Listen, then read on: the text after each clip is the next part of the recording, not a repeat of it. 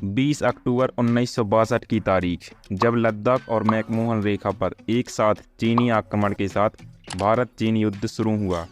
युद्ध का मुख्य बहाना हिमालय सीमा विवाद था। चीन ने जम्मू कश्मीर का पूर्वी भाग अक्साई चीन क्षेत्र और अरुणाचल प्रदेश में तवांग क्षेत्र पर अपना दावा किया था। दरअसल चाइना अक्साई चीन को उसके जिंगजियांग के हिस्से के रूप में और तवांग को तिब्बत के हिस्से के रूप में बताता है।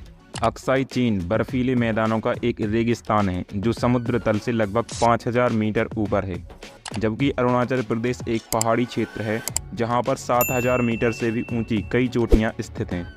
इसी क्षेत्र में 1962 की लड़ाई हुई थी। अब आप सोचिए कि यह युद्ध कितनी कठोर परिस्थितियों और ठंडी जलवायु में लड़ा गया था। इन्हीं परिस्थितियों के कारण ही दोनों सेनाओं के हजारों सैनिकों की मृत्यु हो गई थी। स्वतंत्रता के बाद भारत के चीन के साथ अच्छे संबंध थे। चीन एक ऐसा देश है जिसके साथ भारत का सदियों से ऐतिहासिक और सांस्कृतिक संबंध रहा है। 1954 में भारत और चीन के बीच शांतिपूर्ण पंचशील समझौते पर हस्ताक्षर किए गए। भारत ने अंतर्राष्ट्रीय स्तर पर भी चीन का समर्थन किया है। हालांकि हालात तब और खराब हो गए जब चीन ने तिब्बत पर कब्जा करने की घोषणा कर दी। भारत ने तिब्बत मुद्दे पर बातचीत का प्रस्ताव रखा। 1959 के तिब्बत विद्रोह के बाद भारत ने दलाई लामा को शरण दे दी थी, जो कि चीनियों को हरगिज पसंद नहीं आया था। चीन तिब्बत पर शासन करने के लिए भारत को एक खतरे की तरह देखता था और युद्ध का एक बड़ा कारण यह भी था। 1960 में चीनी प्रधानमंत्री झोउ एनलाई ने भारत को एक सुझाव दिया कि यदि भारत अक्साई चीन पर अपना दावा करना छोड़ देता है तो चीन अरुणाचल प्रदेश पर अपना दावा करना छोड़ देगा। लेकिन नेहरू ने इस सुझाव को खारिज करते हुए कहा कि चीन का दोनों क्षेत्रों पर कोई वैध दावा नहीं है। 1962 की पूरी गर्मियों भर दोनों देशों के सैनिकों के बीच सीमावर्ती क्षेत्रों में झड़पें होती रहीं। भारत ने फॉरवर्ड पॉलिसी का पालन करना शुरू कर दिया, मतलब भारत ने विवादित सीमा क्षेत्रों में सेना और पुलिस को भेजना शुरू कर दिया। इनमें से कुछ सैनिक भारतीय सीमा को पार करके चीन की सीमा में पहुंच गए। इस कदम से दोनों देशों के बीच संबंध खराब हो गए।